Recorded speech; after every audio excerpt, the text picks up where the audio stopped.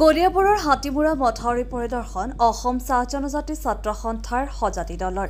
আজি কলিয়াবৰ হাতীমুৰা মথাউৰি পৰিদৰ্শন কৰি পৰিস্থিতিৰ বুজ ললে অসম চাহ জনজাতি ছাত্ৰ সন্থাৰ নগাঁও জিলা সমিতিৰ এটা সজাতি দলে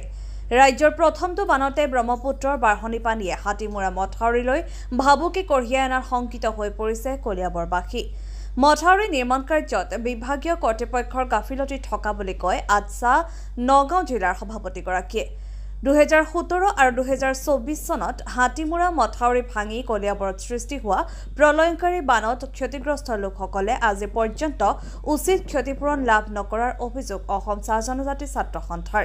লগতে অত্যাধুনিক প্ৰযুক্তি ব্যৱহাৰ কৰি নিৰ্মাণ কৰিবলৈ চৰকাৰক দাবী জনাইছে সজাতি দলটোৱে news desk report any express ছাত্ৰ সন্থাই এটা সজাতি দল আহি আমি কলিয়াবৰ হাতীমুৰা যি মাথাউৰিত আমি ইয়াত উপস্থিত হৈ যিখিনি পৰিস্থিতি ইয়াত বুজি লৈছোঁ যিহেতুকে আপোনালোকে নিশ্চিতভাৱে গম পায় কলিয়াবৰ হাতীমুৰা যি মাথাউৰি এই মাথাউৰি দুবাৰকৈ ইয়াত ভাঙিল আৰু এই ভাঙিল যেতিয়া আমি অসম ছাত্ৰ সন্থা বিভিন্ন সময়ত আহি আমি মাথাউৰিৰ বিষয়লৈ আমি বুজ লৈ গৈছোঁ আৰু বিভিন্ন সময়ত আমি স্থানীয় বিধায়ক তথা আমাৰ কেবিনেট মন্ত্ৰী কেশৱ মহন্ত ডাঙৰীয়াক আৰু জলসম্পদ মন্ত্ৰীক আমি বাৰ দাবী জনাৰ সত্ত্বেও যে এইটো এটা উচ্চ টেকন'লজিৰ জৰিয়তে ইয়াৰ নিৰ্মাণ কাৰ্য হ'ব লাগে কিন্তু যেনেধৰণে ইয়াৰ নিৰ্মাণ কাৰ্য হ'ব লাগে তেনেধৰণে কিন্তু আমি দেখিবলৈ পোৱা নাই আৰু দুখৰ বিষয় আজি চাওক দুবাৰকৈ এই মাথাউৰিখন যেতিয়া ভাঙিল আমাৰ কলিয়াবৰীয়া ৰাজ্যৰ এটা মনত এটা চিন্তনীয় হৈ পৰে যেতিয়া বাৰিষা কাল আহে তেতিয়া আমি অসম ছাত্ৰ সন্থা আমি নিজকে মানে এটা চিন্তনীয় হৈ পৰোঁ যে মাথাউৰি কি পৰ্যায়ত আছে সেই হিচাপে আমি বাৰম্বাৰ ইয়াত আহি আমি এই মাথাউৰিৰ খা খবৰ লৈ থাকোঁ কিন্তু যেনেধৰণে উচ্চ টেকন'লজিত আজি এই মাথাউৰিখিনি নিৰ্মাণ হ'ব লাগিছে কিন্তু তেনেধৰণে আমি দেখিবলৈ পোৱা নাই এই দুদিন আগত আমাৰ এই মাথাউৰিখিনি মাজে ফাট মেলিছে সেইবিলাক যাতে তেনেধৰণে হ'ব নালাগে আমি অসমৰ মাননীয় মুখ্যমন্ত্ৰীগৰাকীক আমি আহ্বান কৰিছোঁ তাৰ লগত দাবী জনাইছোঁ যাতে এই মাথাউৰিখিনি যাতে অতি শীঘ্ৰে তেওঁলোকে এটা নতুন টেকন'লজিৰ যোগেদি এইখিনি বনাব লাগে যিহেতুকে নিশ্চিতভাৱে গম পায় আজি চাইণ্টিষ্টে আজি মংগল গ্ৰহত গৈ আজি মানুহ থাকিব পাৰিব নে নাই তাৰ এটা গৱেষণা চলি আছে সেই পৰ্যায়ত চাব গ'লে আজি যেনেধৰণে ইয়াত টেকন'লজিৰ যোগেদি ইয়াত কাজ হ'ব লাগিছে নিৰ্মাণ কাৰ্য কিন্তু এইটো আমি দেখিবলৈ পোৱা নাই আৰু দুখৰ বিষয় আমি আজি চাওক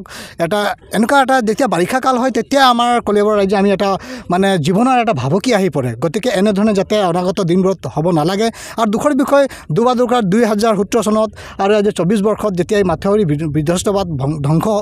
আপোনাৰ ভাঙি গ'ল সেই যেনেধৰণে কলিয়াবৰ ৰাইজে যেনেধৰণে গৃহহীন হৈ আছিল যিসকল ক্ষতিগ্ৰস্ত লোকসকলে যেনেধৰণে উচিত তেওঁলোক সাহায্যখিনি পাব লাগিছিলে কিন্তু আজি পৰ্যন্ত নাপালে কিছু সংখ্যক লোক পালে কিন্তু কিছু সংখ্যক পোৱা নাই যেনেধৰণে তেওঁলোকৰ ক্ষতিগ্ৰস্ত হৈছে সেই হিচাপে কিন্তু পোৱা নাই তথাপিও আজি আমি সজাতি দল আহি আদছা তৰফৰ পৰা এটা আমি অসম চৰকাৰ তথা আমাৰ স্থানীয় বিধায়ক তেওঁৰ লাগি থকা এই মাথাউৰিখন তেওঁৰ নিজৰ গৃহ সমষ্টি লাগি থকা মাথাউৰিখন যাতে তেওঁ যদি ভালে ক'লে ৰাখিব নোৱাৰে এটা দুৰ্ভাগ্যজনক কথা আৰু যিসকল হিতাধিকাৰী অৰ্থাৎ বানপীড়িত তথা এই মাথাউৰিৰ পৰা ভাঙি যোৱা যিসকল কলিয়াবৰ ৰাইজে আজি ক্ষতিগ্ৰস্ত হ'ল 2017 আৰু এই 2024 যোৱা কিন্তু তেওঁলোক সম্পূৰ্ণভাৱে এই ক্ষতিগ্ৰস্ত যিখিনি পাব লাগিছিলে সাহায্যখিনি আজিলৈকে পোৱা নাই গতিকে আমি পুনৰ অসমৰ মুখ্যমন্ত্ৰী আৰু জলসম্পদ বিভাগৰ আমাৰ স্থানীয় বিধায়ক আৰু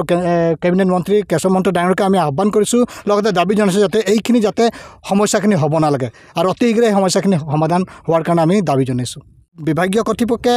তেওঁলোকে কাম কৰিছে নাই কৰা বুলি নহয় তথাপিও তেওঁলোকে এটা এনেধৰণে কৈছে যে প্ৰকৃতিৰ সৃষ্টি আৰু প্ৰকৃতিৰ সৃষ্টি হ'ব পাৰে কিন্তু ইয়াত যি হিচাপে মাথাউৰিখন যেনেধৰণে আজি কেইবা বছৰ আগত এই মাথাউৰিখন ইমান সুন্দৰ আছে তাৰ পৰ্যায়ক্ৰমে কিয় বেয়া হ'ল তাৰমানে ইয়াত ক'ৰবাত গাফিলতি আছে ইয়াৰ নিৰ্মাণ কাৰ্যত ইয়াৰ বিভাগীয় কৰ্তৃপক্ষৰ কিবা গাফিলতি আছে গতিকে আমি পুনৰ যাতে এই নিৰ্মাণ কাৰ্য বা এই মাথাউৰিখন এটা শক্তিশালী ৰূপে যাতে গঢ় দি কৰক যাতে আমাৰ কলিয়াবৰ ৰাইজে যাতে ভৱিষ্যত দিনত তেওঁলোকে যাতে এক সুন্দৰভাৱে ইয়াত থাকিব পাৰে আৰু তেওঁলোকৰ জীৱনৰ প্ৰতি যাতে কোনো ধৰণৰ ভাবুকি নাহে